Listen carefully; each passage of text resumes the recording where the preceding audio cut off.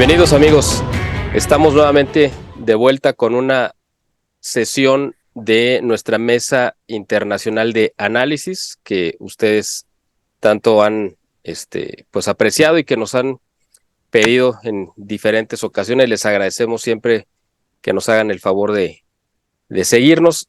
Hoy estamos con la fórmula original de esta mesa de análisis que hemos hecho ya durante algunos años con diferentes medios. Y hoy regresamos a la alineación original. Estamos conectados Argentina, España y México, representados muy dignamente por, yo creo que lo mejor de los medios de comunicación que contamos en cada país de estos dos que acabo de mencionar. Yo no me estoy incluyendo porque si no sería darme, ponerme medallas que no me corresponden. Empezamos en Europa presentando a nuestro admirado y querido amigo don Julio Ariza, presidente y fundador de Toro TV, que nos engalana con su presencia y nos sentimos muy honrados de contar con su participación en esta mesa de análisis. Don Julio, bienvenido. Muchísimas gracias, don Miguel. Estoy encantado.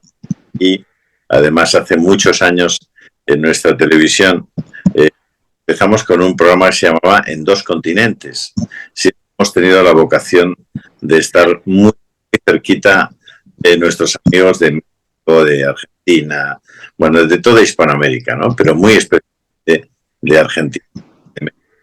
Durante algunos años incluso fundamos una cadena de radio argentina y llegamos a tener radio en Córdoba, en Mendoza, hasta abajo en Pinamar, el lugar de veraneo y disco, y allí empezamos con una frecuencia de radio que nos alquiló Jorge Arturo Membielle, que era el arzobispo de la diócesis de San Justo. Así que es una vieja vocación poder compartir y charlar desde lugares tan distantes desde el punto de vista geográfico, pero tan cercanos desde el punto de vista del intelecto y de la razón. Qué dato tan interesante. Y bueno, también presentamos a nuestro querido amigo y compañero ya de muchas batallas y de muchos años, Juan Manuel Suaje Pinto, director y fundador de TLV1 de Argentina. Bienvenido, Juan Manuel. Pero Miguel, muchísimas gracias. Gracias por haberme incorporado acá y compartir con Julio esta mesa de análisis que veníamos haciendo, ¿te acuerdas? Años atrás, así que claro. Todo mi agradecimiento al BIE, tu labor realmente es admirable, todo lo que haces, efectivamente es reconocido mundialmente, por supuesto, y a Julio, bueno, lo tenemos muy presente porque hemos seguido sus videos, al menos como llega aquí, ¿no es cierto?, de sus programas, de su análisis, inclusive en Intereconomía y varios lados donde él estuvo, así que lo tenemos muy, muy presente. Para nosotros es un placer compartir este espacio con ustedes ahora y hacer análisis tan importante que es lo que se viene también, ¿no?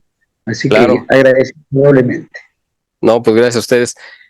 Pues obviamente los temas de los que vamos a hablar principalmente pues son sobre todo de sus dos países que están pasando por dos convulsiones políticas muy recientes, ¿no?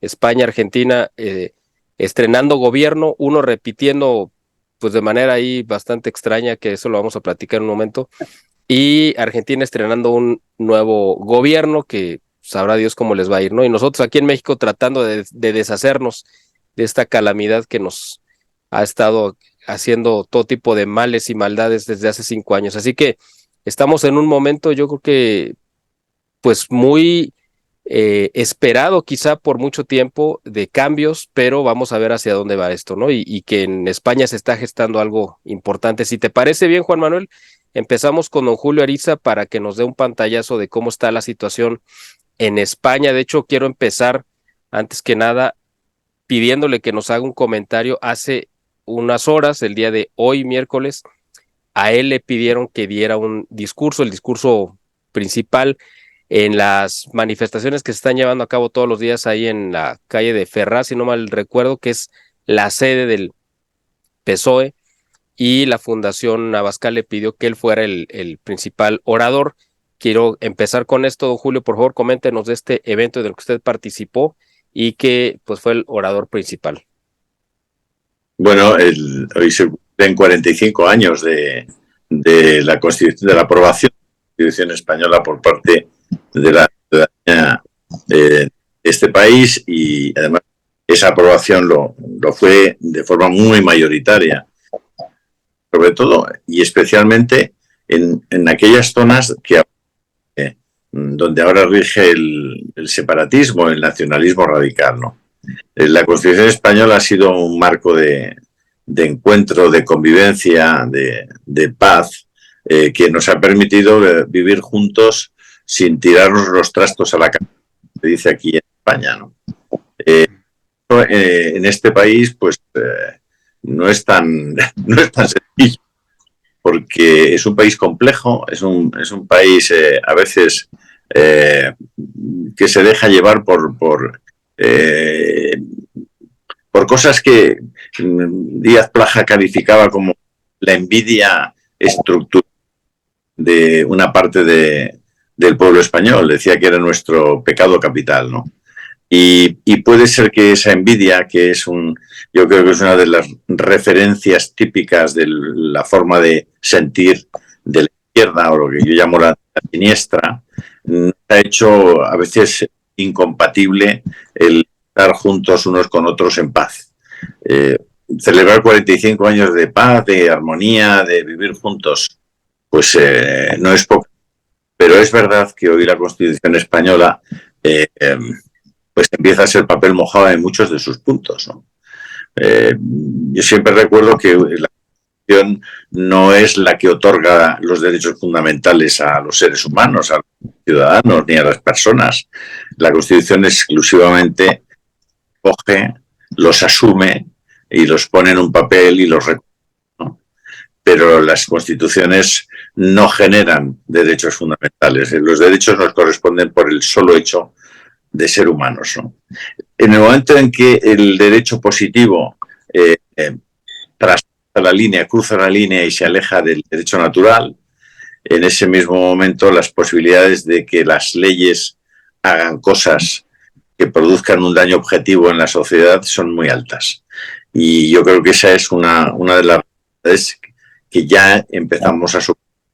La Constitución no generó los mecanismos suficientes para protegernos de la posibilidad de que llegara un autócrata, un dictador al poder. Y en este caso, pues como ya habréis escuchado probablemente y habréis leído, en todas las asociaciones de jueces, los catedráticos de universidad, los profesores de todo tipo de materias, han hecho sus comunicados diciendo que la ley de amnistía que quiere aprobar el gobierno de Pedro Sánchez, el gobierno de la siniestra, es una ley que acaba con el Estado de Derecho y con la democracia en España. Y en ese marco, en celebrar 45 años de la Constitución, bueno, puede parecer un wishful thinking, pero tampoco es fácil dejar de hacerlo, en el sentido de que reforzar en este momento elementos de unidad y elementos comunes entre todos, yo creo que es positivo, ¿no? Es un poco el resumen que os puedo hacer de lo que hemos celebrado hoy, ¿no? En ese contexto fue que dio su discurso y qué fue lo que usted mencionó en él, si nos pudiera hacer un breve resumen, don Julio. Sí, el resumen es brevísimo, es simplemente recordar que hemos vivido en paz y que queremos seguir viviendo en paz y que queremos sobre todo continuar tutelando la igualdad entre todos los españoles, cosa que se ve gravísimamente amenazada, tutelando la división de poderes, es decir, donde no hay división de poderes, donde no hay contrapoderes, el autoritarismo se impone, el poder trata de ocupar todo el espacio disponible, y en esa situación también estamos. Y luego algo que es importantísimo y en lo que se funda la Constitución española, que es la indisoluble unidad de todos los pueblos y las gentes de España. Correcto, don Julio. Vamos a pasar, si le parece bien, con Juan Manuel Suaje Pinto para que nos comente un poco sobre antes de empezar a hablar sobre la situación de lo que será probablemente el gobierno, el gabinete, etcétera. que nos comente la situación política de Argentina, que nos des un resumen de cómo es que llegamos a este punto en el cual la gente votó y si fue un voto de castigo contra los Kirchner o porque también, como mencionaba don Julio, pues que hay el peligro, eso fue lo que yo también le capté, de que un autócrata se quiera quedar indefinidamente en el poder. Acá la familia Kirchner, empezando con el finado expresidente y ahora su viuda, y con Alberto Fernández, pues ya llevaban tomado el poder desde hace muchos años. Entonces, ¿qué fue la situación social que se dio en Argentina para que la gente saliera a votar y que hayan elegido a una opción como la que representa Javier Milei? ¿Y cuál es el ambiente después de la elección? Es decir, la sociedad quedó dividida, están en un proceso de conciliación. ¿Cómo está el ambiente en Argentina, Juan Manuel, por favor? Bueno, muchas gracias. Ahí estaba escuchándolo también a Julio, ¿no? Y algo vivimos también muy parecido. Son 16 años de kirchnerismo, 16 años donde se trastocó todo lo que hace al sentido común. Hablaba del derecho natural. Bueno, si hay algo que se trastabilló en el derecho natural aquí fueron todo el derecho positivo, reinventando una serie de leyes y buscando enemigos, como el caso del tema militar, donde reivindicaron derechos humanos de acuerdo a un pacto, a un acuerdo que hubo entre uno de los ex guerrilleros, digo ex guerrilleros, seguirá siendo guerrillero, ¿no es cierto? Un tal Berbisky, que era el que manejaba uno de los sectores de derechos humanos, que hizo un acuerdo con el gobierno de Kirchner y tratar de levantar la figura de algún cuco, ¿no? Algo demoníaco en el cual se le pudiera pegar y basar su gobierno en la reivindicación de derechos humanos, que en realidad fueron derechos humanos tuertos, porque se reivindicaba una parte y no otra. Creo que todo gobierno que dura tanto tiempo se desgasta automáticamente, por mil motivos, ¿no? No solo por la forma de ser, por el estilo. Néstor Kirchner murió en forma dudosa, todavía sigue en cuestionamiento el tema de su muerte. Su viuda gobernó la Argentina durante 8 años, siguió ahora como vicepresidenta en el periodo de Alberto Fernández, y creo que la sociedad, entre los discursos de ella, no un pragmatismo, pero este invento de situaciones en las cuales se fueron recreando a través de todo este tiempo, llegó a un hartazgo general que la gente, de alguna manera, lo demostró en las urnas, ¿no?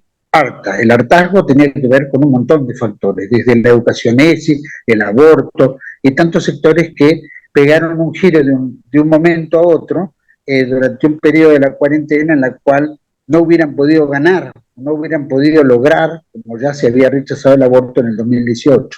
Así que volver de vuelta en el 2020 significó una oportunidad, ¿no es cierto?, que la aprovecharon frente al encierro de toda la gente. Entonces, que en general la gente se hartó de la educación sexual integral, se hartó del relativismo, se hartó de la percepción del idioma inclusivo, se hartó de Cristina Kirchner y todo su gabinete y todo su entorno que llegó al punto del hartazgo, se hartó de que el 50% de los argentinos estén bajo la línea de pobreza, 10% bajo la línea de indigencia, y que todo implicara a una dependencia, ¿no es cierto?, de una dádiva estatal que tenía todo el mundo, llamémoslo, controlado, agarrado.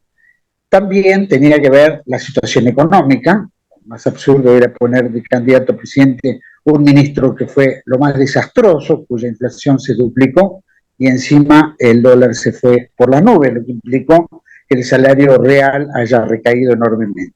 Tal vez era uno de los pedidos del Fondo Monetario Internacional, que decía que tenía que llevar adelante un ajuste. Como no quería demostrar el ajuste bajando salarios, que todo aumentara, dejaron al dólar fluir de alguna manera en el mercado blue, y del mercado blue todo eso empujaba los precios para arriba y los salarios seguían manteniéndose abajo. Así que fue un ajuste encubierto, ¿no? La gente no se dio cuenta, pero veía que las cosas aumentaban, y como había dádivas, y las dádivas siempre son tapabocas, ¿no es cierto?, de alguna manera la sociedad siguió incólume en este tema. Pero bueno, El hartazgo de la gente lo demostró en las urnas, tal vez no era lo que la mayor sociedad quiere, sí escucha los cantos de sirenas, cuando alguien dice vamos a dolarizar, los retrotrae a la época de Menem, que con la dolarización la gente tenía un estándar económico, digamos, posible de poder acceder a un montón de cuestiones que antes les resultaban muy difíciles. Así que hay diferentes cantitos que también este nuevo gobierno está trayendo, que gusta a la gente, ¿no es cierto?, que atrae, que el tema de la mujer, el enfrentamiento mujer y hombre, un ministerio de la mujer que tiene mayor presupuesto de lo que uno puede imaginar en el conjunto de todos los ministerios, y todas estas cuestiones llegaron a un grado de hartazgo que ya había superado, ¿no es cierto?, el conocimiento. De todas maneras, lo demostró en las urnas. No sé si Milei era el perfecto candidato, sé que era la alternativa. Fue un castigo también para Juntos por el Cambio, que representaba a Mauricio Macri, que era más de lo mismo, en realidad eran dos caras de una misma moneda, entre el kirchnerismo y el macrismo, o el PRO, y eso implicaba que las cosas no cambiaron como deseaba la sociedad que cambiaran. Fueron retoques, y esos retoques tampoco fueron positivos para el gobierno de Macri. Económicamente no lo fue, nos endeudó casi a 100 años en diferentes créditos del Fondo Monetario Internacional, implantó el debate del aborto, que no estaba contemplado dentro de lo que era su campaña, también duplicó y triplicó los planes sociales, o sea que contribuyó a la misma línea que mantenía el kirchnerismo en el gobierno anterior, y no hubo demasiados cambios. Se acomodó amigos, como siempre ocurre en estas cosas, donde los negocios siempre se amparan entre pocos. Y bueno, esto fue un poco. El canto de Milei significaba romper con todo, patear el tablero, ver si había una alternativa nueva, más allá de la realidad de que no tiene un aparato suficiente como para gobernar, que va a tener que depender de otros aparatos, que al final de cuentas ahora la gente se está desayunando, que en el fondo Macri estaba detrás de todo esto, también Cristina, para dar un descanso a la imposibilidad de poder mantener una economía firme, que le explote la bomba al que venga, ¿cierto? Y que ellos zafen de esa situación y probablemente vuelvan el año que viene cuando la cosa no se haya logrado el objetivo que planteaba Milei, y que esté Macri detrás, que de alguna manera empezó a acomodar todas sus fichas nuevamente en los mismos tipos nefastos que habían estado por lo menos en el gobierno de él. Así que esto lo vemos algunos, desde el lado de TV1 y muchos, como una especie de gato perdido. Cambia todo para que nada cambie, ¿no? Son figuras que cambian, pero que vuelve todo, pareciera que el sistema se va a mantener. Fuera de algunos retoques, que eso será lo que la gente espera, pero que también es una bomba de tiempo, porque cerrar 12 ministerios, 10 ministerios, implica tocar justamente el nervio más importante que tiene el kirchnerismo de acomodar funcionarios de su partido y su sector político. Así que bueno, vamos a ver cómo se va desarrollando esto. Jura el domingo, hay algunos cambios en la jura, veremos cómo se va a desarrollar. Va a utilizar el auto que utilizaba Perón después de su nombramiento, así que es un descapotable Cadillac muy lindo de la década de los 50, así que bueno, lo estrenará como tal, dice que no va a dar un discurso en el Congreso, como suelen hacer los presidentes cuando asumen, veremos cómo se desarrolla este tema y bueno, y qué realidad lo lleva por delante en sus primeros 100 días, si es que logra realizarlos sin tanto conflicto interno. Así que bueno, es una incógnita, la verdad. Pero bueno, la gente lo ha recibido con digamos, con alegría. Inclusive muchos sectores del peronismo que están contrarios al pensamiento de Milei lo han votado para deshacerse, por lo menos del kirchnerismo, que eso era un obstáculo tremendamente fuerte y penoso para la historia argentina y para la sociedad toda, ¿no? Vaya panorama. Oye, vamos a regresar con don Julio. De hecho, entre ustedes, si también quieren cruzarse preguntas o lo que quieran, están en plena libertad. Yo simplemente estoy aquí, pero igual pueden hacer cualquier clase de preguntas. Don Julio, adelante. A mí me ha parecido muy interesantísimo lo que hago. Primero porque he aprendido mucho. He hecho especial gracia al tema del Cadillac. Estoy pendiente de poder ver esa imagen de Milei montado en un Cadillac descapotable. Yo creo que Milei ha hecho algo extraordinariamente interesante, que ha sido introducir elementos de debate político que, por supuesto, en Hispanoamérica no existían. No era posible escuchar, en Europa tampoco, y que se sustancia fundamentalmente, desde mi punto de vista, en la disminución del Estado y la incorporación del individuo y, por tanto, de la sociedad organizada a hacer cosas que el Estado no debería estar haciendo, ¿no? Ese principio de subsidiariedad que obliga al Estado a hacer solo aquello que los ciudadanos organizados no son capaces de hacer y que sea necesario para una adecuada distribución de la riqueza y una correcta justicia social.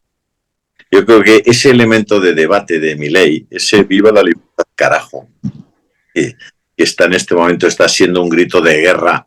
Bueno, hoy yo he terminado mi discurso después de gritar viva España, como he terminado el discurso diciendo viva la libertad, carajo. Porque me parece extraordinariamente estimulante. Yo, evidentemente, no conozco los entresijos de la política en Argentina, no soy capaz de hacer un juicio de valor riguroso, ¿no?, sobre lo que allí está. Pero de aquí, lo que sí os puedo decir es que se percibe una esperanza. Es decir, aquí el titular del diario El País, por ejemplo, y de otros periódicos de la siniestra, era, cuando gana Milei, esa misma, titulan: Argentina se encamina a lo desconocido. Yo digo, claro, se encamina a lo desconocido porque lo conocido es mejor no encaminarse. Porque tal como están las cosas, mejor olvidarse de lo conocido.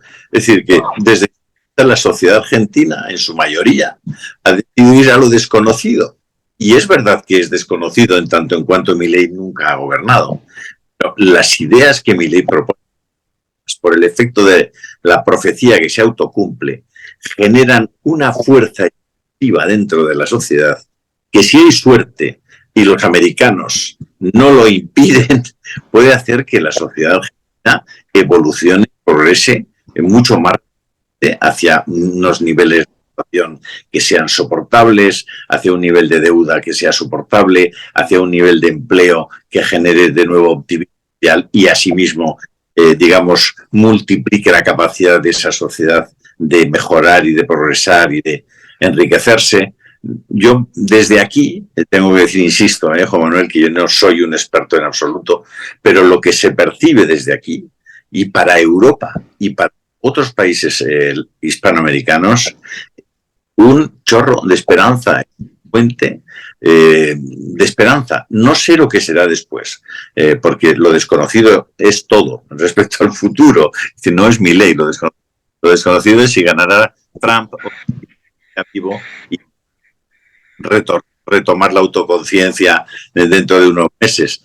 Pero hoy por hoy el discurso de Milei es extraordinariamente atractivo para los que estamos al otro lado del charco.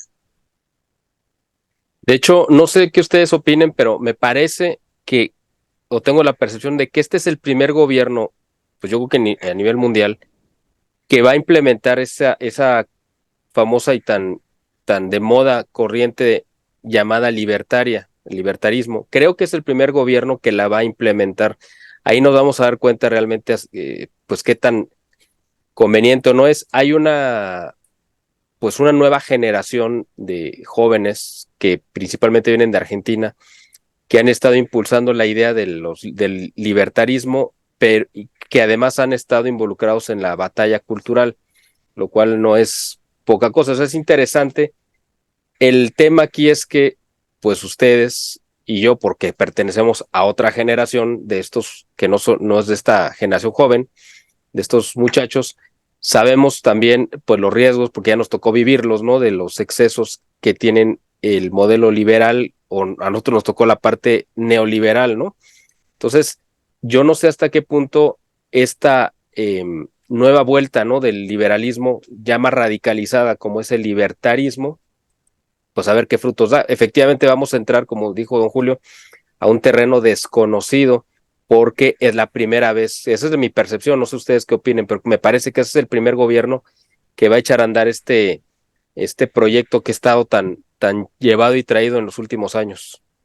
Ese equilibrio, y le doy paso a Juan Manuel inmediatamente, ese equilibrio entre la opción por la libertad y por la seguridad, que en los últimos años ha sido claramente, ha ido en favor de la apuesta por la seguridad y por el subsidio. Yo creo que somos capaces de explicar a las nuevas generaciones que el subsidio está muy bien, pero que el subsidio debe ser reducido estrictamente a aquellos que no pueden subsidiarse por sí mismos.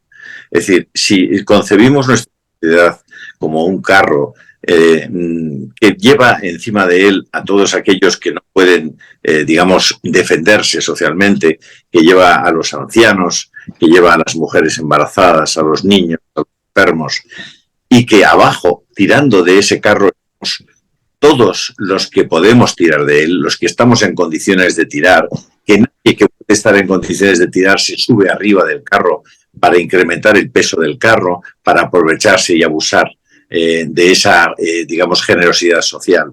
Y en los últimos años, en gran medida, hemos llenado el carro de personas que podían estar abajo tirando. Eso ha hecho que el carro cada vez camine más lentamente y que cada vez más personas de las que están abajo se sientan más tratadas. Es decir, somos capaces de darle la vuelta a él y explicar a la gente joven que el subsidio les instala en la pobreza, les instala en la dependencia, les impide ser auténticamente libres y poder iniciar cursus honorum, carreras vitales que les permitan realizar, permitan montar una familia, tener hijos, avanzar. Si somos capaces de convencerles de eso, venceremos a los subsidiadores que gracias a esos subsidios aparentemente benéficos, pero en la práctica esterilizantes, les ganaremos la partida. Yo creo que va a estar por ahí la batalla, digamos, cultural y antropológica, va a estar mucho por ahí. Perdonad que no me quiero extender. Gracias por su aporte. Adelante, Juan Manuel. Los escuchaba atentamente. Me parece, por supuesto, que hay cosas que suenan como cantos de sirena, ¿no?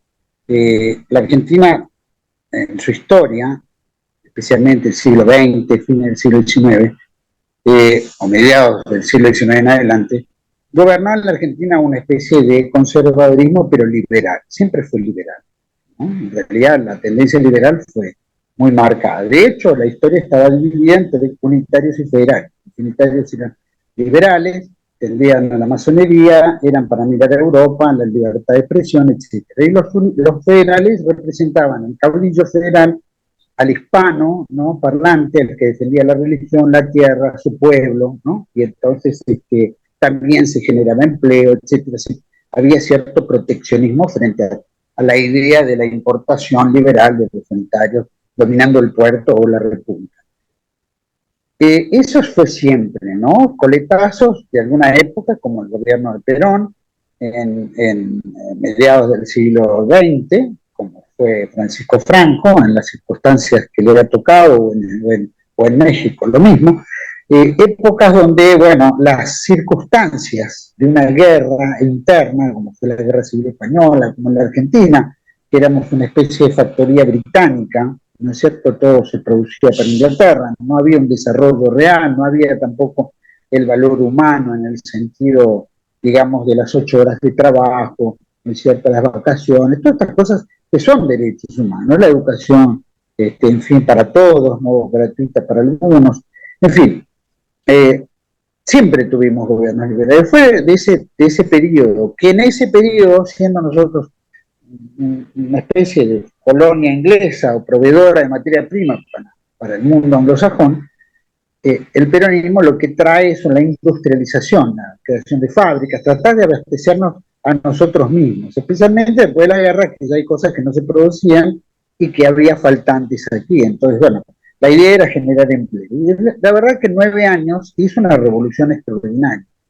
Buena para algunos, para otros diría que bueno, son los subsidios, pero bueno, contemplar el tema y elevar al trabajador a un grado, digamos, de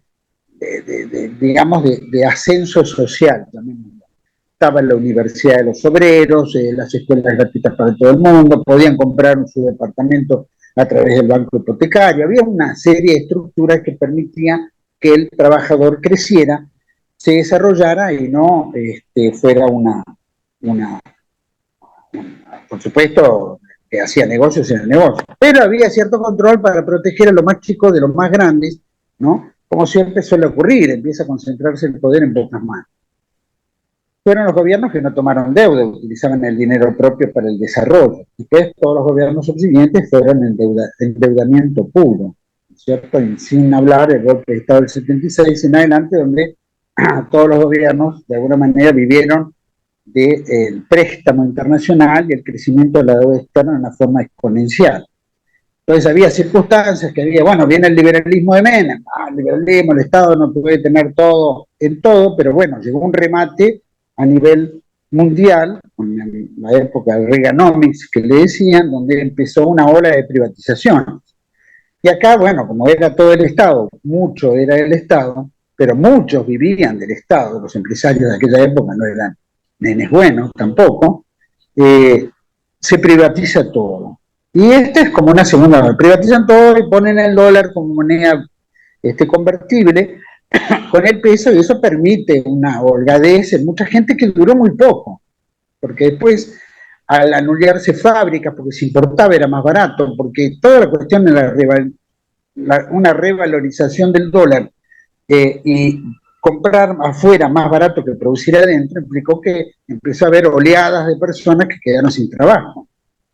Eso también, la reducción del Estado, lo que en Ferrocarriles Argentinos mantenía 100.000 familias y costaba $1.000.000 por día mantener el ferrocarril, tal vez no con un gran crecimiento, pero tenía horario, funcionaba y eran 100.000 familias que se alimentaban, se privatizó, se redujo eso a 9.000 obreros, 9.000 familias que vivían de los ferrocarriles, se cerró más del 70% de la vía férrea, desaparecieron pueblos, toda esa gente empezó a migrar hacia las ciudades, se generó un lumpen, ¿no es cierto? Y se hizo mucho daño, y se gastaba $2 millones por día para mantener una cuarta parte del sistema ferroviario.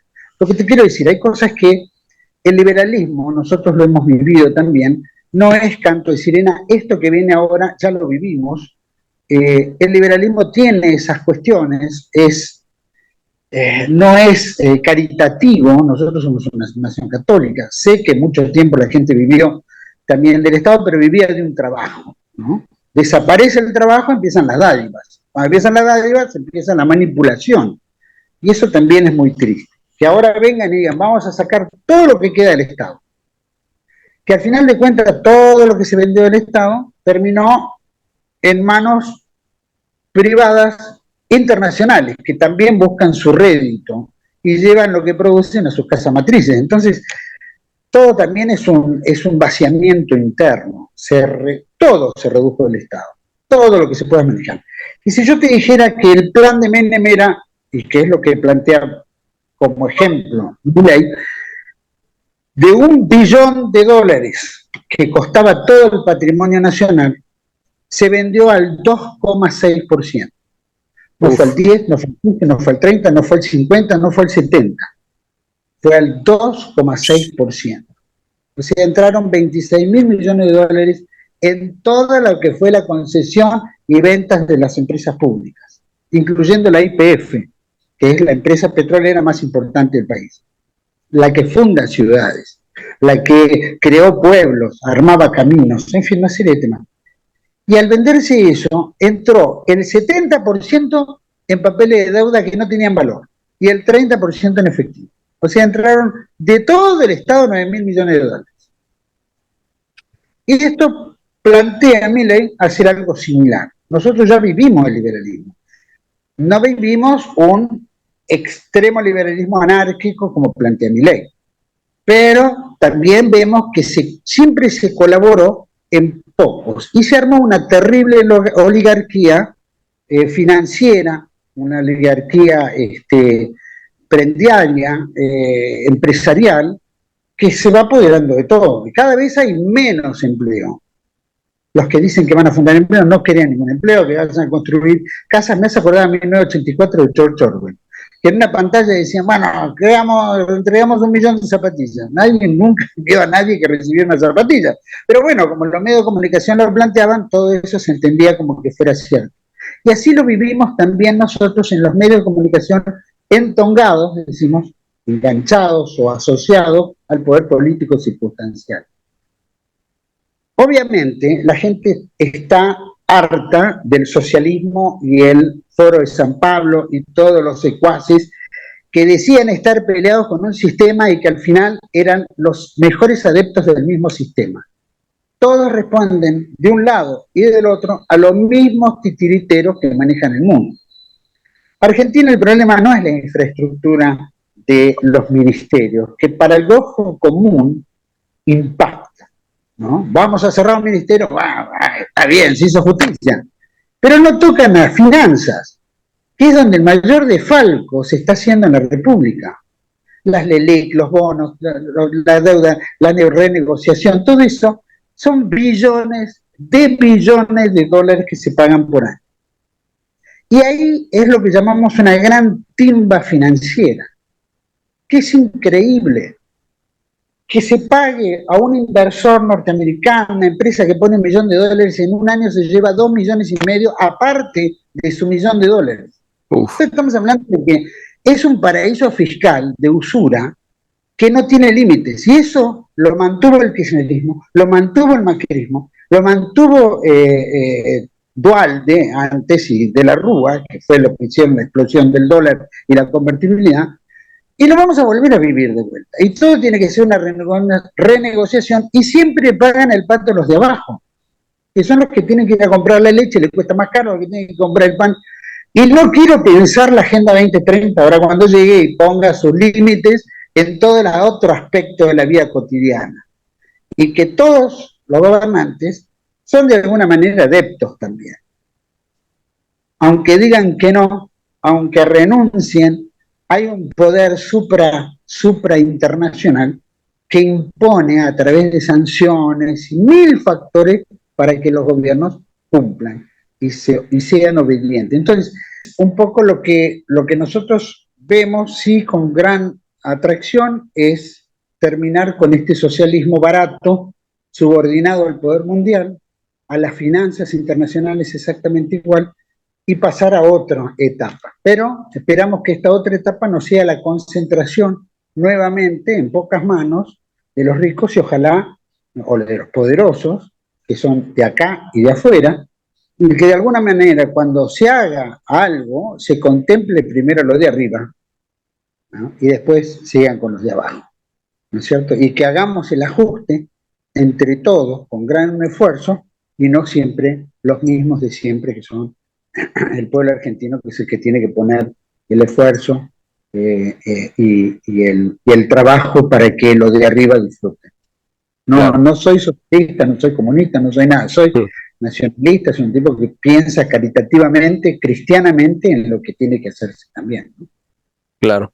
Ahorita regresamos contigo, Juan Manuel, vamos acá con don Julio también para que nos cuente un poco cómo está el ambiente social, porque de hecho creo, usted, don Julio, pues nos dirá con mayor precisión, por supuesto, que parece que desde hace tiempo se estaba esperando este despertar social de España, de que la gente saliera a las calles a manifestar su repudio contra toda esta clase de abusos. Juan Manuel nos refirió a estos abusos que el pueblo argentino ha padecido durante muchos años en la parte principalmente económica y un poco en la parte ideológica, pero creo que España ha llevado una carga en otro sentido, también económica, pero creo que va también más cargada hacia la parte ideológica y sobre esta amenaza de la separación y la disolución como país, ¿no? Y romperla en regiones. Entonces, parece que este es el famoso despertar que se esperaba desde hace mucho y que no se veía por dónde iba a venir. Cuéntenos, por favor, don Julio, si este realmente es una, como le llaman, una revolución de las conciencias, que está saliendo la gente a las calles a manifestar su repudio acumulado después de tantos años, o es algo, pues, como un espejismo nada más. Bueno, primero, yo tengo que felicitar por la intervención de Juan Manuel, con la que coincido sustancialmente. Es decir, yo tengo una visión antropológica desde las raíces cristianas de la existencia. y por tanto concibo esos derechos fundamentales inalienables del ser humano que hacen que el resto de los seres humanos nos tengamos que ocupar por obligación de todos aquellos que no pueden ocuparse de sí mismos. Es decir, ese es, digamos, como yo resumiría ese principio también de subsidiariedad en la organización que hemos llamado Estado o en las organizaciones sociales distintas de la Kenia. No hay ningún individuo que tenga una choza, que no tenga una vivienda. No hay ningún individuo que no sea atendido si se pone enfermo. Los niños en una sociedad primigenia son respetados y educados por la sociedad, por la tribu. Ahora bien, si hay que salir a cazar al león y uno de los individuos levanta la mano y dice, yo es que soy sindicalista, no podré ir, puede ser que ese individuo no tenga mucho futuro dentro de la tribu. Es decir, hemos ido arrastrando derechos en ese crecimiento hacia las sociedades modernas, pero no hemos, digamos, arrastrado de la misma manera las responsabilidades y las obligaciones. Una sociedad en la que no se corresponden los derechos con los deberes es insostenible, por definición. Es insostenible. Es decir, cuando yo, por supuesto que no soy un ultraliberal, yo no intento no ser ultra nada.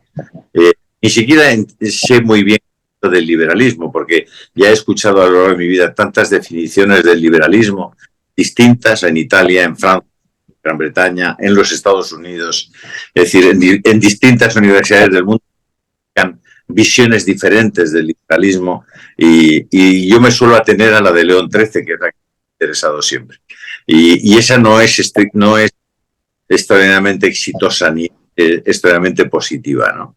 Yo creo que se nos han explicado muchas cosas que no eran verdad, que ha permitido que los presupuestos del Estado fueran montándose y organizándose sobre mentiras, sobre falacias. Eso ha permitido ese altísimo endeudamiento que no es más que el empobrecimiento de las generaciones futuras. Es una enorme estafa a las generaciones futuras que van a tener que pagar lo que nos hemos gastado nosotros no teniéndolo, y además lo que hemos gastado mal, porque aquí en España todo el mundo acepta, como en muchas partes de Europa, que, por ejemplo, la sanidad debe ser universal y gratuita. Es verdad que todo lo gratuito, y eso los economistas lo explican muy bien, tiende a una demanda infinita. Y es verdad que a veces hay que poner alguna contención, algún límite a esa demanda, porque simple y llanamente los recursos no son ilimitados. Pero aquí en España tantas veces he explicado que una cama en un hospital público cuesta más o menos un 40% más que esa misma cama en un hospital organizado por la sociedad, es decir, en un hospital organizado por la iniciativa privada, ¿no? Aquí en España, por daros una idea que puede ser muy explícita de cómo viven las cosas, en España los funcionarios públicos tienen derecho el día, ahora dentro de unos pocos días lo volverán a hacer, tienen derecho a elegir entre ser atendidos por la sanidad pública o la sanidad privada. Lo eligen ellos. Es decir, y si firman sanidad pública, la seguridad social les tienen una enfermedad, y si firman por lo privado, pues es las Asisas, Sanitas, las distintas mutuas privadas son los que atienden. Bueno, pues de entre los funcionarios, el 87% eligen ser atendidos por la sanidad privada. Esos mismos funcionarios que luego salen con las pancartas pidiendo sanidad pública. Y yo les digo, no pidáis sanidad pública, pedid sanidad universal y gratuita, privada o pública, el que mejor la gestione, el que lo haga más barato, el que lo haga más sostenible, porque la realidad de la educación y de la sanidad, como de otros servicios públicos, es que gestionados por lo público se vuelven insostenibles, porque no hay ningún control sobre la eficiencia de esa gestión. No hay ni una sola auditoría, no hay la capacidad de prescindir de los trabajadores que no cumplen con su deber Es decir, es de una gestión insostenible. Y eso no es ni de izquierdas, ni de derechas, ni liberal, ni fascista. Esto es pura eficiencia, sostenibilidad. Y no creo que haya una palabra que se utilice más en este momento que la sostenibilidad. Bueno, pues tal como estamos organizados, por lo menos en España y en una gran parte de Europa, esto es insostenible. Insostenible. Y deberemos revisar nuestros planteamientos porque no vamos a poder dar sanidad a todos de forma gratuita. No lo podremos, pero no porque no queramos, sino porque no queremos. Creo que hay bastantes cosas sobre las que deberemos empezar a reflexionar, irnos a presupuestos base cero en los que las partidas de ingresos y de gastos comiencen de nuevo, las pongamos de nuevo y veamos a qué dedicamos los recursos. Nosotros aquí en España, yo lo comento constantemente y lo contamos en nuestros programas, si hay $100 para dedicarlos a la seguridad social, a la atención sanitaria, ¿qué razón hay para dedicar una parte de eso a pagar los abortos voluntarios de la gente y no poder pagar las enfermedades oculares o dentales de los ancianos? ¿Hay alguna razón para priorizar el pago de los abortos? ¿Hay alguna razón para que el IVA, la tasa sobre el valor añadido de los pañales en España, donde ya no nacen niños, sea el 21% y la tasa para los preservativos sea del 4%? Es decir, ¿qué tipo de Estado estamos organizando con esos criterios fiscales, impositivos, económicos? Pues simplemente algo que es insostenible. Y hoy hablamos de la cultura woke, que eso hace que no es que seamos insostenibles, es que vamos al suicidio directamente. Eso fue precisamente el hartazgo, don Julio, que llevó a la gente a manifestarse a las calles, que las tiene ahorita. O sea, fue como el detonante, la acumulación de todo esto que nos acaba de resumir de manera tan precisa. Esto es el mar de fondo de lo que está ocurriendo. El detonante ha sido la ley de amnistía. Es decir, aquí que han intentado la secesión por la fuerza de una parte del territorio español, fueron condenados y ahora hay un gobierno que va a verles a los prófugos a Bruselas, pacta con ellos, utiliza mediadores internacionales para llevar adelante una ley de amnistía que supone una ruptura del principio de igualdad de todos los españoles. Y eso no es tolerable, no es admisible y además estamos hablando de una amnistía a unas personas que están ya explicando que lo volverán a hacer, que volverán a hacer lo mismo. Entonces, eso no es posible simplemente en el Estado de Derecho. Es verdad, discúlpame, Miguel. No, adelante. Acá hay una realidad también que es el mundo moderno, el poder internacional del dinero, el poder internacional, los grandes factores que condicionan a los estados y que contribuyen también a la balcanización de diferentes estados, ¿no? Primero que en España salen con esa ley de amnistía que solo lo hace un gobierno socialista y que seguramente el pueblo español no está de acuerdo, ¿no?, en una independencia ni tampoco recibir de vuelta al que fue presidente de Cataluña, ¿cierto?, que ha atendido con mala gana la separación, el separatismo del territorio español. Nos pasa a nosotros también lo mismo con los pueblos aborígenes, etcétera, que se les da derechos en los cuales también permite a la balcanización, que los estados socialistas son proclives a eso.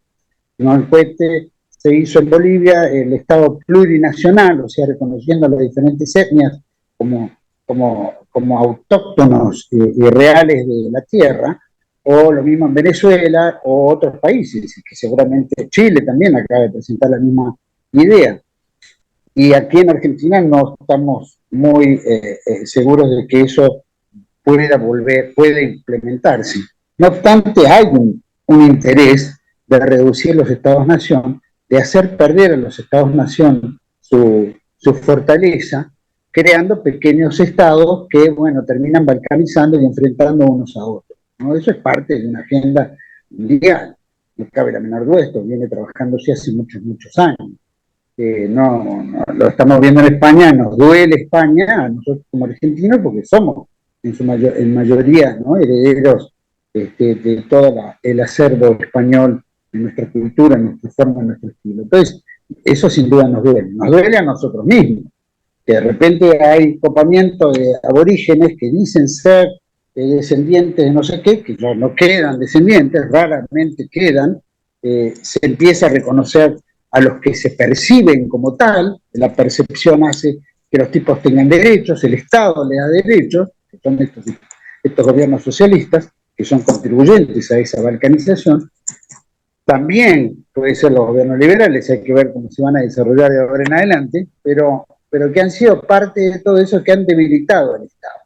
Por supuesto, las deudas externas, por supuesto, el estilo moderno del hoy, ¿no es cierto?, que cada vez se va concentrando más en una especie de gobierno único o gobernanza mundial, ¿no es cierto?, que impone en todo el mundo criterios porque está privatizado, porque bien decía Julio, la administración de la salud tiene sus dificultades o el Estado gasta mucho dinero en las privadas, generalmente salen mejor. Bueno, las privadas aumentan su cuota y listo. El Estado no puede aumentar la cuota porque lo está haciendo gratuitamente para muchos que no lo tienen. Sin embargo, hay pocas corporaciones que tienen muchas clínicas o hospitales o sanatorios, ¿no? No son tantos concentrados en pocos. Pero tenemos a BlackRock, por ejemplo, que es dueña de la mayoría de las empresas en el mundo y que las administra perfectamente bien, como si fuera un Estado, ¿no es cierto? Y ganan dinero y hacen abultadas sumas de ganancias anuales. Lo mismo que Vanguard, lo mismo que State Street y tantas otras corporaciones que son dueñas de todo, está privatizado. Entonces es muy difícil. Yo creo en la salud pública, sé que es cara tal vez, pero en un país que tiene el 50% de pobreza no puede uno pedirle que vayan a la actividad privada. Está bien decir el que quiera hacerlo puede hacerlo, el que no, no. Debería ser de calidad, debería haber organismos de control, debería haber auditorías, debería haber un montón de cosas que hacen a que el Estado funcione mejor. El Estado es una empresa. Manuel, déjame hacer tu... Sí. Es que toda esa gente que no tiene, que está en los niveles por debajo de la pobreza, tendría la sanidad gratis, pero serían atendidos en centros que estuvieran concertados con la seguridad social. Es decir, no dejan de tener una sanidad gratuita. Lo que tienen es una sanidad sostenible y mejor gestionada. Es decir, menor coste para el Estado. Es decir, tú dices, bueno, las compañías, digamos, privadas pueden subir los precios, no pueden subir las cuotas. El Estado no puede subirlas, ¿no? Es que aquí estamos hablando de que toda la sanidad sea universal y gratuita. Y las cuotas, quien las sube constantemente es el Estado vía pequeñas empresas, vía autónomos, a los que cada día les mete impuestos más importantes en la cuota de la seguridad social. Es decir, yo no estoy hablando en ningún caso de que la gente pobre no pueda, el sistema médico y me horripila, por ejemplo. Es decir, seguro. No puede haber un cáncer y no se asiste. No falta. Me parece que eso va contra, vamos, tú y yo seguro que estamos completamente en desacuerdo en esa posibilidad. Pero yo estoy más tengo un desacuerdo profundo en obligar a que sea el Estado quien gestione eso, porque en la práctica acabamos como Cuba, acabamos como Corea, acabamos como esos países que han entregado completamente la libertad a las gentes a cambio de una seguridad que acaba desvaneciéndose. Se ha desvanecido en Venezuela como se está desvaneciendo en Cuba, porque ya ni hay sanidad posible, no hay ni medicamentos, etcétera, etcétera. Entonces yo creo que ahí sí hay que encontrar ese punto, Juan Manuel. Totalmente de acuerdo, no, por supuesto, en eso estamos de acuerdo. Creo que debe haber para los que lo necesitan, los que no tienen acceso, y todo tiene que estar bien gestionado, ¿no? Vos bien hablaste que tendría que haber auditorías, tendría que haber un control. El general Perón decía en la Argentina los hombres son buenos, pero si se los controla son mejores. Entonces, una administración tendría que ser exactamente lo mismo. Tendría que haber un buen control. Lo que pasa es que nuestros estados o nuestros gobiernos que están subordinados a políticas internacionalistas que les dicen qué tiene que hacer porque tu deuda externa y la deuda ya viene acondicionada. Entonces, hay un montón de temas que uno dice, bueno, este gobierno la puso. No, este gobierno la puso, pero el anterior fue una cadena, fue abriendo la puerta, el otro la va imponiendo, el otro la prueba, el otro la hace y termina siendo algo que es aberrante.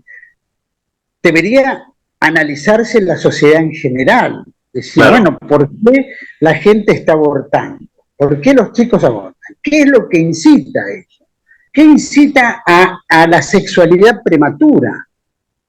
¿Qué es lo que hace que haya tanta publicidad que lo único que hagan es sexualizar la mentalidad de la gente que lo ve? Es decir, para eso está la prevención. Y nuestros gobiernos, de alguna manera, los más protectores, se basaban en la prevención. ¿Qué es prevenir? Prevenir el delito. ¿Cómo se previene el delito? Bueno, se previene con la policía, con castigos superiores, es decir, pero también protegiendo para que no haya gente pobre de tal nivel que no trabaje para que tenga el vicio de salir a robar. O lo mismo en todos los aspectos de la vida. Pero cuando todos los estados caen de alguna manera y se termina una élite poderosa que de alguna manera maneja todo y está subordinada a los grandes poderes, los de abajo pagan el pato.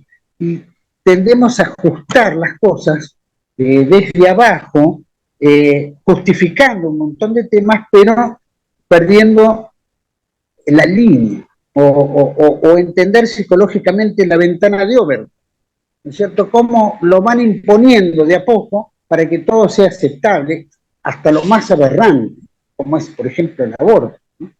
Qué sé yo, debería haber formación, educación, no sexual. Debería haber las familias, tener familias, empecemos por ahí. Viste que los padres sean padres, que las madres sean madres, que se preocupen por los chicos, que la educación, los padres no tengan que salir a trabajar dos para poder mantener una casa de 4 personas, ¿no? Todo un sistema está armado en una forma tan diabólica que nos ha traído a esto, que estamos en una decadencia, y analizando una coyuntura, cuando en realidad tenemos que ir a la coyuntura para atrás. ¿Cómo podemos sanar una sociedad? Y eso es lo que también la falta, qué sé yo, la falta de fe católica, la falta de formación, la falta de actividad, la falta de presencia, muchas cosas que hacen a que nos encontremos ahora y en esta disyuntiva, en este digamos, esquina que nos encontramos encerrados, es producto de todo eso que se viene dando. Yo lo veo acá, por ejemplo, no sé, lo veo mucho y siempre todos estos temas los traemos a colación porque a veces dicen, bueno, los gobiernos, los países tienen los gobiernos que se merecen, los pueblos tienen los gobiernos que se merecen.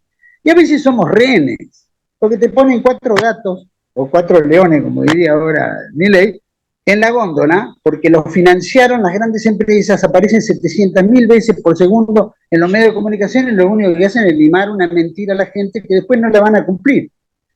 Porque así es la democracia no existe. Es un sistema en el cual la gente cree que va a elegir el mejor y en realidad se ha pervertido.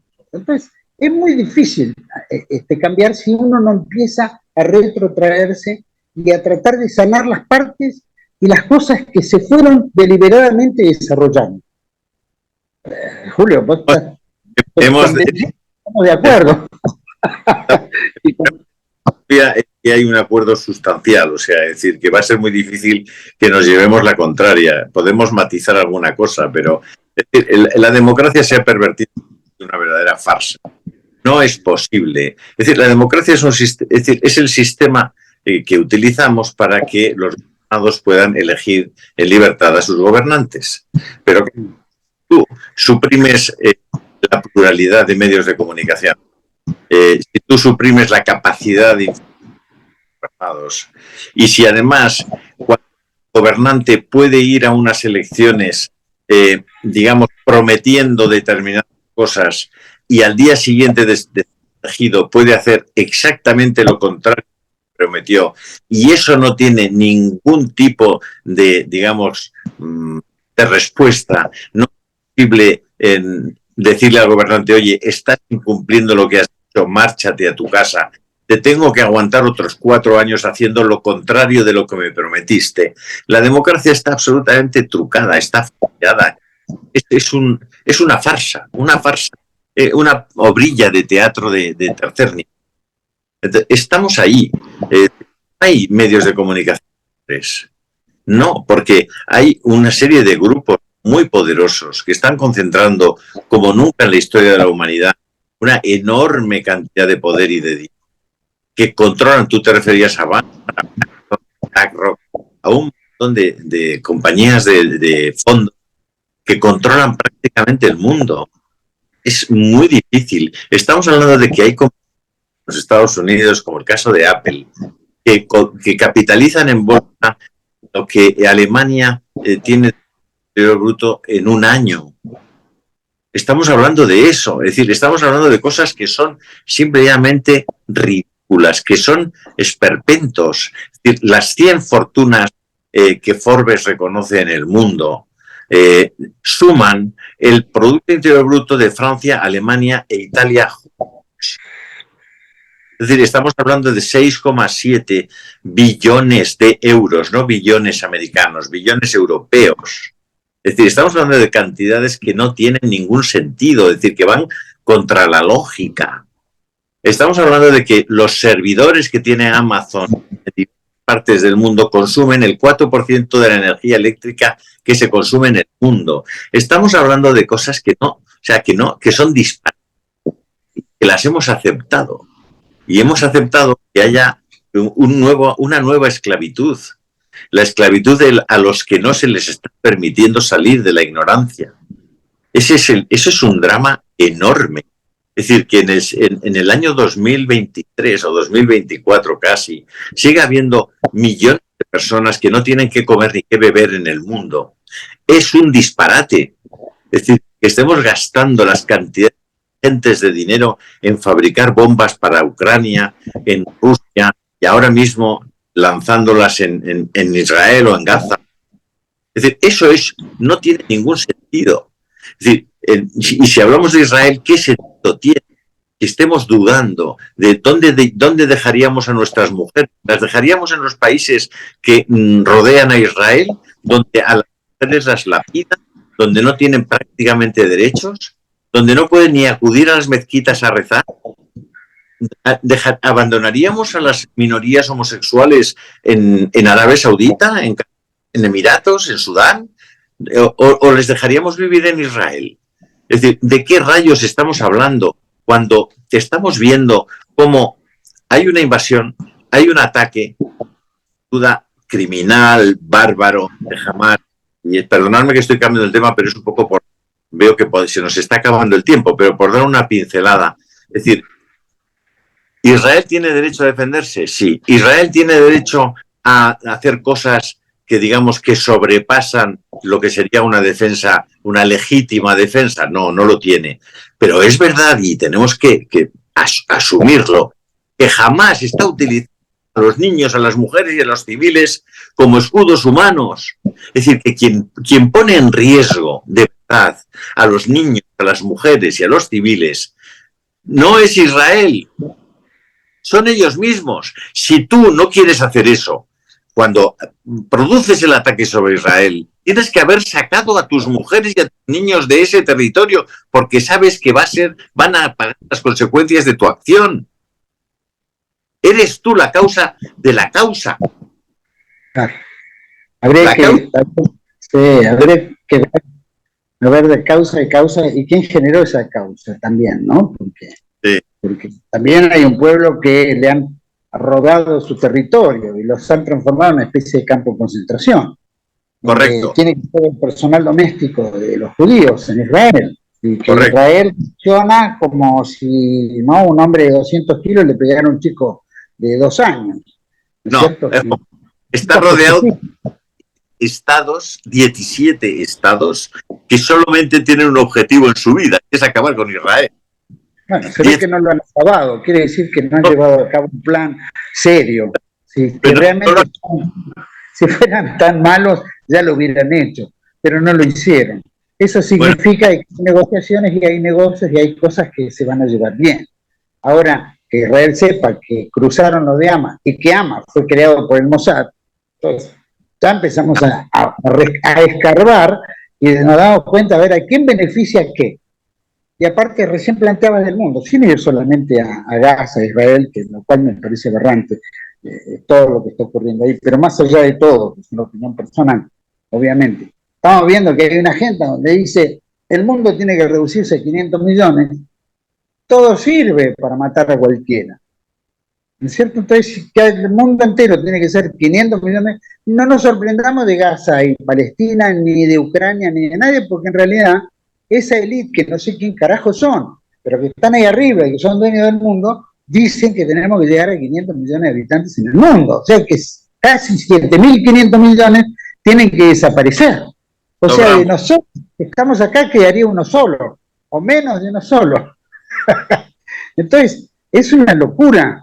Y eso está como... El más joven. No creas, no creas. Esto aparento mucho, me saco edad a propósito.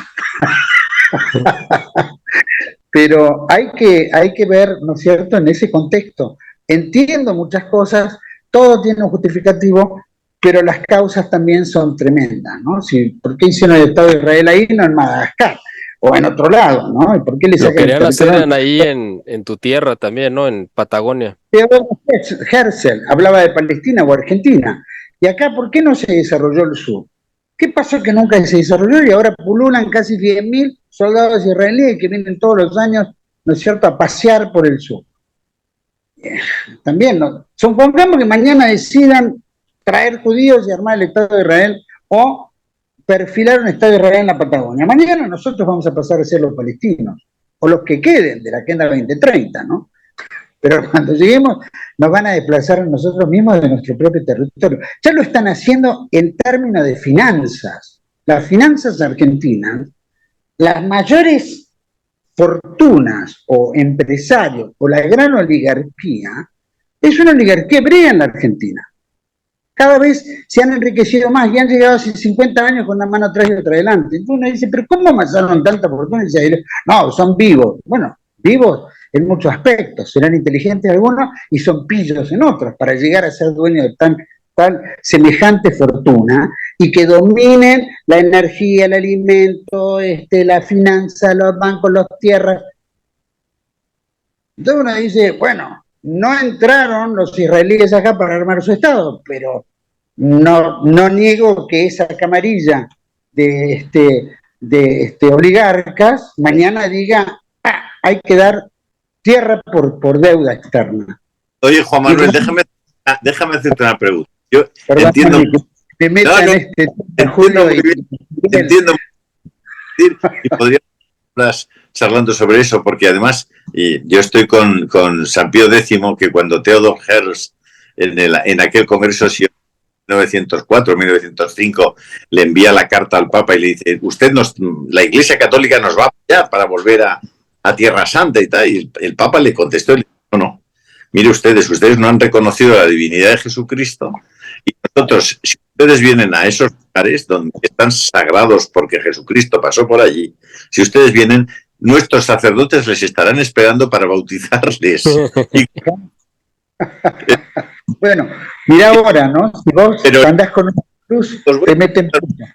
Muy directa, y me diréis, bueno, no seas tramposo, pero ¿tú qué preferirías? ¿Que te montaran los hermanos musulmanes el Estado allí en la Patagonia o los israelitas? Yo no prefiero ninguno de los dos, yo soy católico. ¿Por qué? Porque tendría que optar por dos religiones a las cuales no acepto. ¿Está tu mujer, una de tus hijas, en la frontera entre Arabia Saudita e Israel? ¿Dónde prefieres que vaya? La voy a buscar y la traigo de vuelta. Trataré de buscar toda la forma para evitar tener que estar en un lugar que no es mío, que no ni corresponde. No, de todas maneras te entendí. Simplemente digo que todas las desgracias humanas pasan también por aprovechamiento de algunos sectores y eso justifica muchas cosas. Y nosotros tenemos que cristianamente entender, también hay muchos sacerdotes que en la Guerra Civil Española, sacerdotes y monjas los han asesinado, como tantos en tantos lugares, como pasa también entre los musulmanes y los cristianos en África, ¿no es cierto? ¿Cuántos? Como puede pasar en China, no es que la iglesia o Francisco mira para otro lado, pero bueno, esas cosas pueden pasar. Es una... De Francisco ni hablamos. Bueno, ese será otro capítulo. Miguel, no quiero abusar, No, es que es pero correcto, bueno, pero fíjate, nada más un comentario sobre esto, porque es una pregunta muy interesante la que te hace don Julio sobre la dicotomía entre elegir a los judíos o a los musulmanes. De hecho, en España, pues ya vivieron esa experiencia, la experiencia que ha vivido Palestina, porque lo vivieron durante 800 años con la invasión musulmana, y fue una constante rebelión, rebeldía de rechazarlos, de combatirlos hasta que los expulsaron. Es decir, exactamente lo mismo que hizo España y que todo el mundo, bueno, o creo que cuando menos el mundo católico aplaude porque fue su justa y legítima defensa, pues yo creo que es básicamente lo que están haciendo los palestinos en el sentido de decir, oye, es que me invadiste, o sea, simplemente no hay justificación de decir por qué llegaste a invadir y a arrebatarme mi territorio, igual que España peleó exactamente por la misma posición y decir, ¿por qué voy a tolerar que llegues a arrebatarme mi territorio, a imponerme costumbres que no van conmigo? O sea, en ese sentido yo entiendo y creo que, aunque yo obviamente repruebo, por supuesto, la religión musulmana por su brutalidad y por todas las cosas, y evidentemente hay una mucho mayor civilización, por sí de alguna manera, en Israel comparado con el mundo árabe en cuanto a cultura y respeto a los derechos humanos, entre comillas. Eso me queda claro, pero lo que también entiendo muy bien es que, pues sí, evidentemente los palestinos también fueron agredidos y todo el Medio Oriente en el sentido de que les impusieron un estado que era totalmente contrario, ¿no? A ellos y que los sembraron ahí para generar un conflicto, un foco permanente de conflicto. Y yo creo que la solución la tenemos en lo que hizo España, al final de cuentas, ¿no? Defender, pelear hasta lograr la reconquista. Entonces, va a ser bueno, ¿por qué complicado aquí porque ya sabemos que detrás de los intereses de Israel, pues está Estados Unidos y por eso es que ni los pueden expulsar y los países árabes se la piensan muy bien antes de atacar a Israel porque saben que no es un ataque solamente contra Israel, sino sería un ataque que Estados Unidos asumiría como propio, ¿no? claro, ¿por qué no les dieron el estado de Virginia o no le dieron Escocia? ¿No es cierto? O no le dieron, qué sé yo, Bretaña francesa. ¿Viste? Justo los van a enclavar ahí, choreando, tirándole el problema a otro. En el medio de un mundo árabe que en aquella época todavía eran salvajes, entre comillas, cuando no tenían petróleo, o por lo menos recién empezaban. Es un tema, por supuesto, que buscamos el sentido común y acá le comentaba Julio, Argentina es el tercer país de mayor colectividad judía en el mundo. Estamos hablando de Israel, Nueva York o Estados Unidos y nosotros. O sea que aquí sabemos y hemos convivido en armonía, o por lo menos pareciera que hubo una armonía, pequeños coletazos que siempre hay, ¿no es cierto? Pero bueno, han vivido en armonía y están acá. Y a veces dicen, ay, está lleno de nazis y qué sé yo. Bueno, también nos inventan ellos para justificar la victimización, pero más allá de todo, ¿no es cierto? Están acá, no se van. Quiere decir que por algún motivo están acá. Y acá les ha ido bien, ¿no es cierto? Y el catolicismo de alguna manera no está especulando, o por lo menos no era la costumbre, de acuerdo a las bulas, de la usura era mala, pero estos tipos eran todos usureros. Entonces había como una gran desventaja. Más Yo allá quiero de todo. dejarles una idea, a ver que si ustedes están de acuerdo, pero vamos a hacer una pausa y regresamos ya al último bloque, pero quiero dejarles una idea a ver si ustedes están de acuerdo, porque creo que es interesante, pero regresamos en un momento. Vale. Continuamos. Julio, Continuamos. disculpe, y toqué el tema que no, que era horticano. No hay tema problemático. ¿Qué va? No, A ver, yo aparte quiero vamos a... plantearles una idea a la que yo he llegado como conclusión, a ver ustedes qué opinan. Creo yo que presente nuestros tres países han enfrentado al mismo enemigo en diferentes características.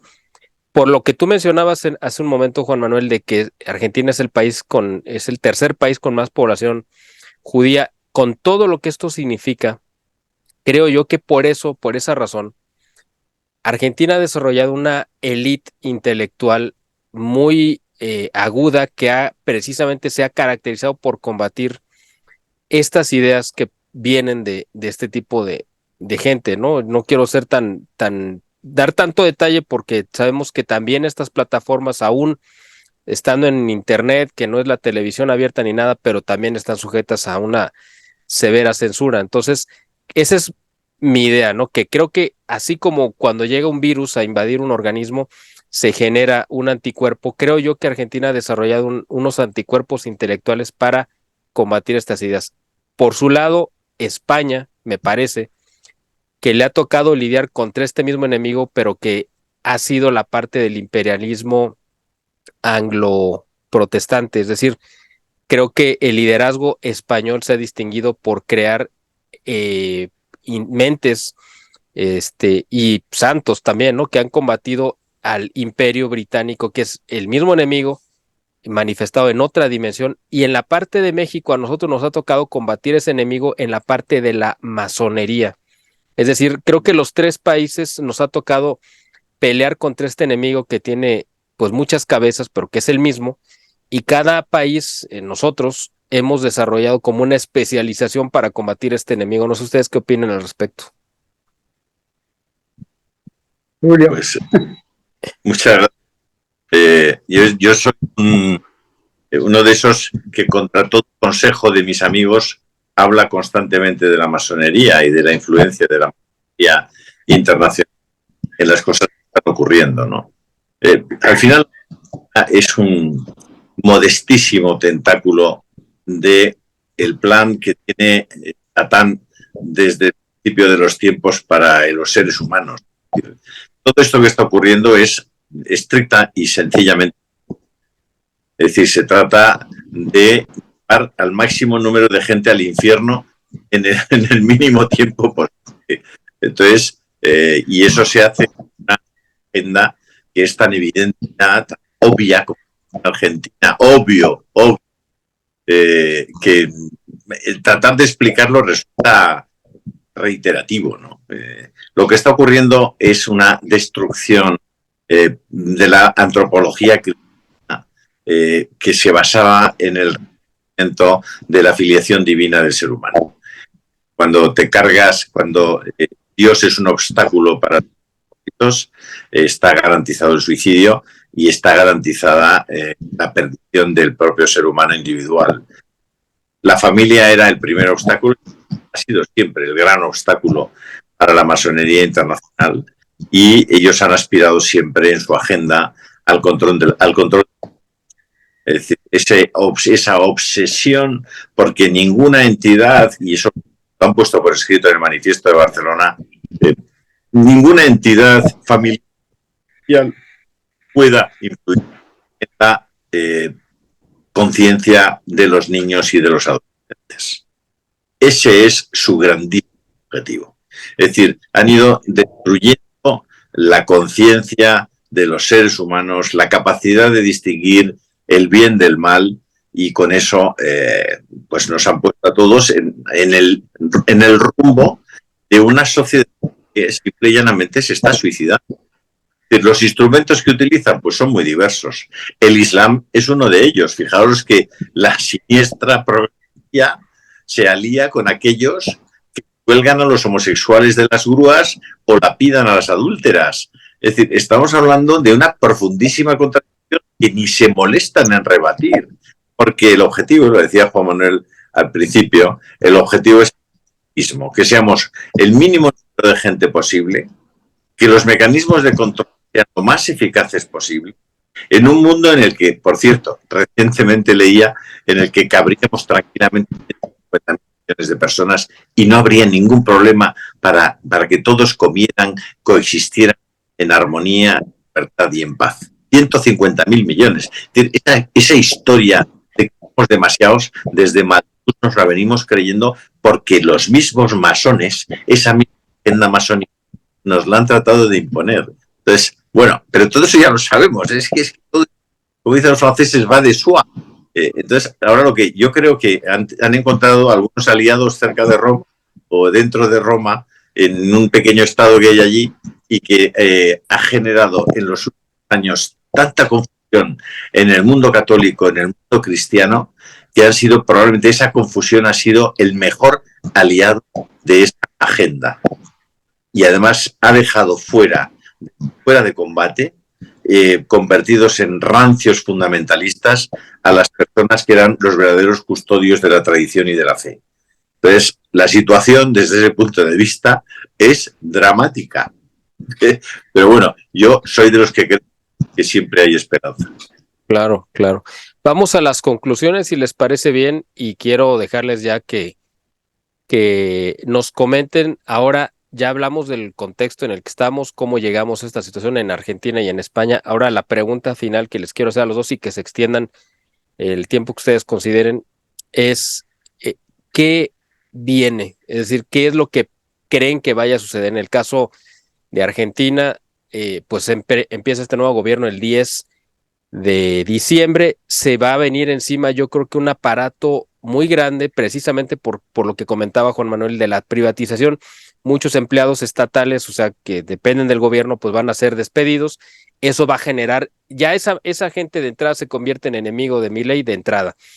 Esa gente está controlada por sindicatos y los sindicatos generalmente en todo el mundo están controlados por las fuerzas de la izquierda. Es decir, va a haber un aparato, una masa de gente que va a salir a movilizarse de entrada desde el primer día a marcar su repudio. Hoy yo estaba viendo, ayer o hoy dio la noticia a Milei de que le iba a cortar el subsidio, que ya no iba a comprar pauta publicitaria en los medios de comunicación durante un año. Eso se va a echar encima a los medios que dependen. Bueno, pues aquí tenemos un ejemplo muy claro en Toro TV, que no depende de la pauta de gobierno, pero también es un testigo presencial del impacto que tienen las finanzas de cualquier empresa pública de medios de comunicación el no contar con la publicidad oficial. Entonces, me imagino que se los va a echar encima. En el caso de España, ya ustedes, el que guste tomar la palabra, en el caso de España, pues si estas manifestaciones van a sacudir el tablero para echar a Pedro Sánchez, que además estas manifestaciones que están todos los días, pues son contra el rey también, porque el rey legitimó esta pues toma de gobierno. Es decir, cualquiera de los dos que quiera tomar la palabra y que nos den su opinión de conclusión sobre qué viene para sus países y si esto va a ir increciendo, poniendo en riesgo pues a los dos gobiernos, al de Argentina que apenas va a entrar y al de Pedro Sánchez que está empezando su segundo periodo, pero parece que bastante repudiado. Quien guste tomar la palabra. Pues elige, Juan, de tener la última palabra o aprovechar esta primera intervención. Yo te cedo encantado porque creo que he abusado del tiempo durante el programa. He excedido claramente. Bueno, no tanto. Yo creo que he cometido ese error más que vos.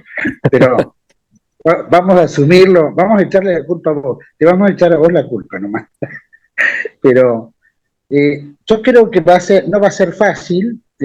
Las medidas obviamente van a ser medidas que tal vez de lo que dice a lo que haga haya ciertos matices, ¿no es cierto? Nosotros entendemos que, o por lo menos vemos que probablemente todo esto vaya a generarse en un principio, ¿no? Grandes movilizaciones, etcétera, pero con el pasar del tiempo se va a ir diluyendo. ¿Por qué? Porque la mayoría de las movilizaciones siempre fueron pagas, ¿no? Siempre el gobierno o los diferentes sectores ponían dinero para el transporte, comida, le pagaban a la gente para que se movilizara e hiciera ruido.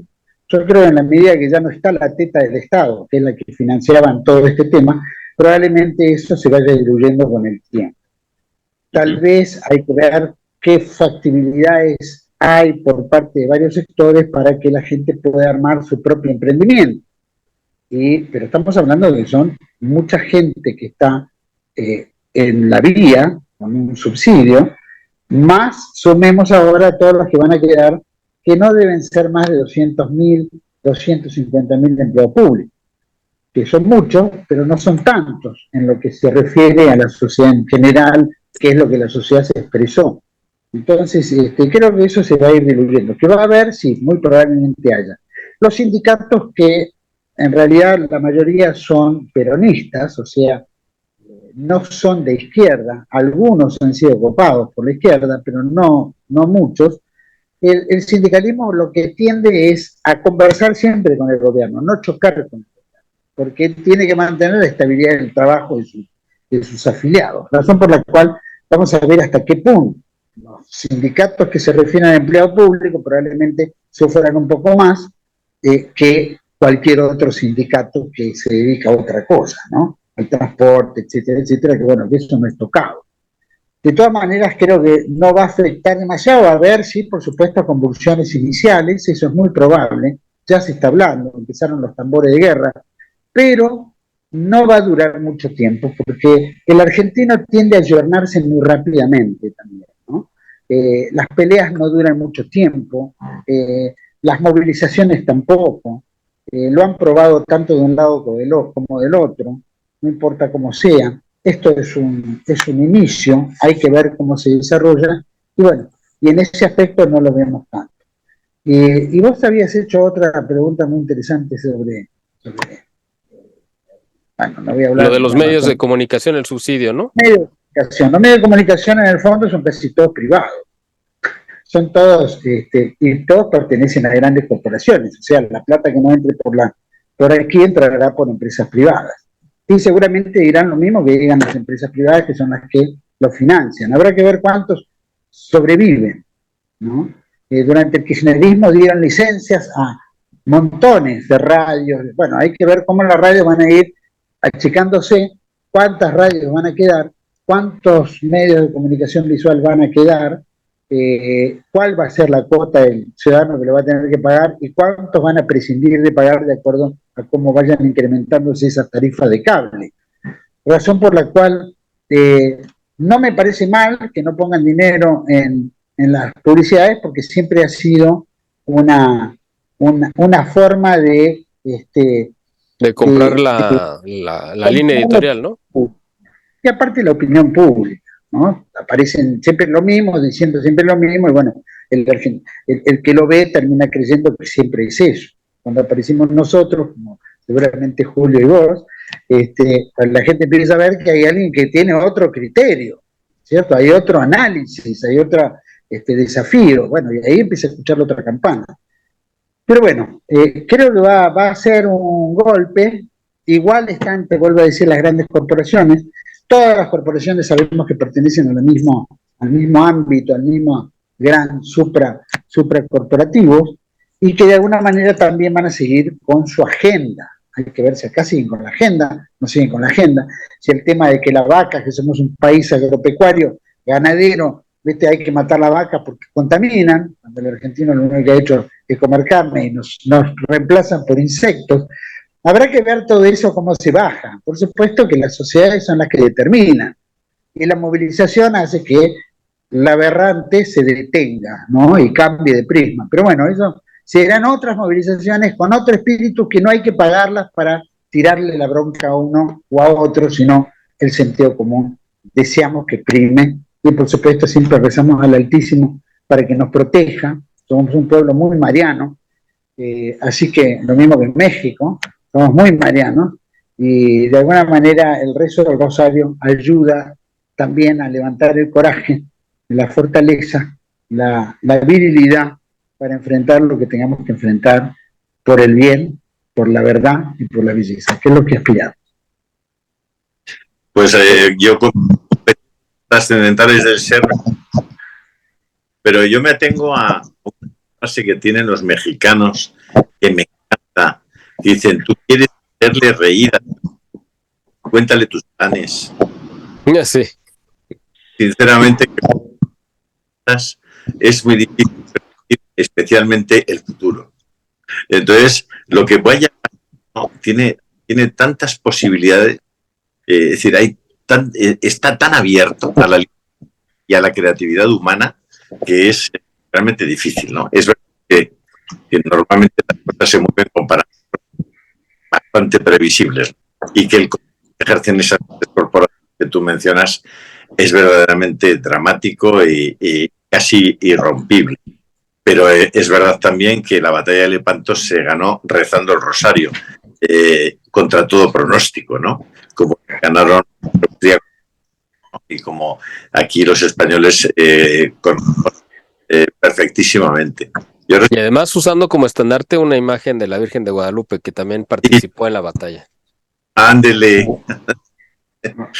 Aquí un chiste, es que os lo cuente, porque tiene a cuento por la situación argentina, que me contó un argentino la primera vez que estoy por allá, por la Recoleta, y me decía, mírate, a rezar Kirchner, Bush, Putin. Y Putin le decía a Dios, Señor, terminará la crisis en Rusia. Y Dios le dijo, terminará Vladimir, pero será durante el mandato. Es pasiva. Y dijo Bush, Señor, ¿cuándo terminará la crisis en los Estados Unidos? George, terminará, pero no será durante ni durante el mandato de tu sucesor. Será durante el mandato del sucesor de tu sucesor. Thanks, Mike. Y dijo Kirchner, señor, ¿cuándo acabará acá la crisis en la Argentina? No será durante mi mandato.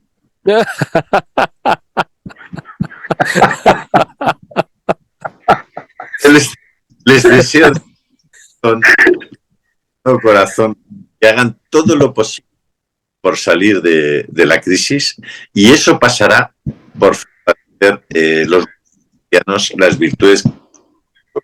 Estoy convencido de que ese pueblo tiene los elementos fundamentales para salir de sus crisis si vuelve a los orígenes, si vuelve a su raíz de profunda cristiana y profundamente hispana.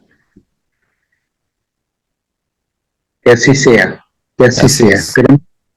que nos veamos pronto y que podamos compartir otro rato de tertulia tan amable y tan interesante como este. Yo creo que nos quedamos además con este mensaje, ¿no? De esperanza, siempre no perdiendo de vista que dentro de todas las tribulaciones humanas, pues el que toma la última palabra, pues siempre es la providencia, que es Dios el que es realmente el gran jugador en este tablero, que el demonio busca romper ese juego, pero que la batalla ya está ganada, es decir, el mal ya fue derrotado, y a nosotros nos toca pues una parte temporal de esta lucha, pero hay que estar siempre con del lado del bien, que es el que triunfó y triunfará, y ahí no tendremos, yo creo que mayor problema. Hay que conservar ese sentido, ¿no? de la esperanza dentro de esta situación complicadísima que vemos. Y yo creo que este ejercicio, ¿no? De poder hacer este intercambio de ideas y de comentar los temas es muy enriquecedor. La gente siempre nos ha pedido que lo hagamos lo más seguido posible. A veces es complicado, ¿no? Pero yo espero que podamos volver a contar con su presencia, don Julio. Nosotros dos, pues somos jugadores habituales, Juan Manuel y yo, pero que ojalá y usted nos pueda volver a acompañar el próximo año, en 2024, entrando, ya que más o menos veamos cómo ha ido caminando los primeros semanas o el primer bimestre del año, a ver cómo están las cosas, y ojalá y que podamos seguir contando con su presencia. Pues como dicen por aquí en España, yo soy fácil, así que si usted... Julio, un gusto enorme conocerte, gracias. Miguel, gracias. No hablamos nada de México, espero que el próximo sea vos el que esté sentado en este banquillo, y vayamos preguntándote también. Así que, domingo, el lunes, está Santiago Abascal allí en Buenos Aires. Además está un hijo mío con él, que si podéis, que os va bien, podéis saludar. Uno de mis hijos está con Santiago Abascal en la toma de posesión del presidente. Bien, brillante. Ahí tengo algunos amigos que van a estar. Así que va a ser un gusto, si no, en algún momento contactar. Pero ya hablaré. Que Dios bendiga a todo el pueblo argentino y al mexicano. Viva España, arriba España, arriba México, viva México. Vamos a Argentina. Gracias. Adiós. Gracias a ustedes y gracias a los que hicieron favor de vernos a lo largo de este programa. Esperemos verlos pronto en una próxima entrega y les deseamos también que tengan una feliz Navidad, un feliz próspero 2024. Lo esperamos en la próxima. Hasta la próxima. Hasta luego. Muchas gracias. Gracias también. Felicidades.